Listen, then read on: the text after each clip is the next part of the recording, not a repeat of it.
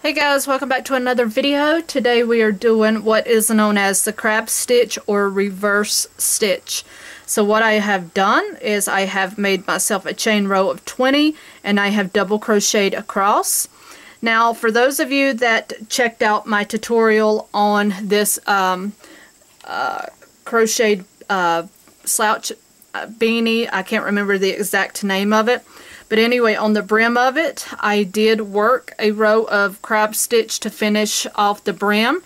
And I like to classify the crab stitch sort of giving it a rough cut look on the edge. It's like none other of the stitches that you see, but it gives it a type of rope stitch. And I really enjoy this as a finishing type stitch. So now go ahead and chain up your chain row. And I am going to show you how to do the crab stitch or reverse stitch. So what I usually do is I'll chain up one.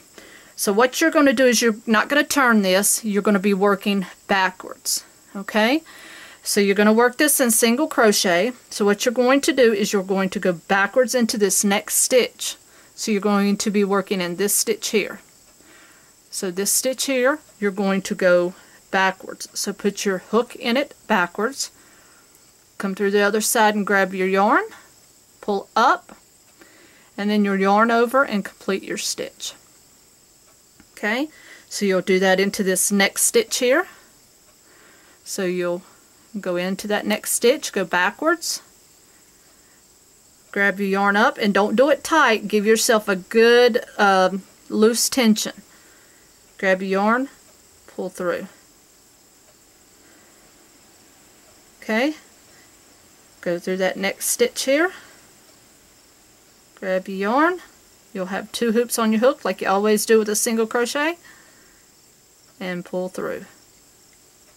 Okay, go through the next one, see how I'm coming through, grab your yarn, 2 hoops on your hook,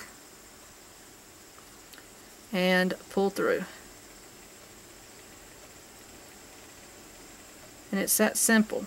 And the looser tension that you have, the better this stitch will work.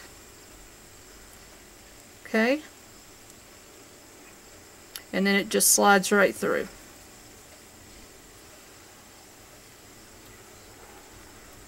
It's a little tedious to get it started. Like when you see these right here, they're a little lumpier when you get them started. But they work out a lot better when you loosen your tension. So you just slide it in and pull that loop up and then complete your single crochet. But just keep in mind you're working backwards. You don't turn your work. So you go in the stitch, grab your yarn, pull up, and complete your single crochet. You see how beautiful it starts turning out? But like I say, when you work those first couple ones, they get a little funky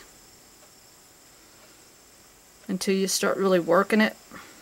And a lot of that has to do with your beginning tension. Even with me, it has to do with tension. Okay, and you go all the way to the end. And you got one more to do there. Go in, pull it up. And there you go. So that is what you're going to get when you work the crab or reverse stitch. And to me, I love finishing projects with it.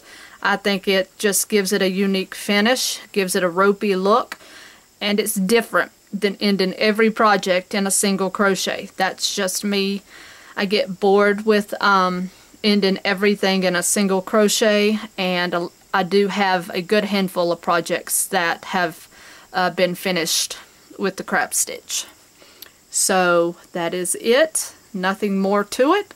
So this is a finishing stitch only.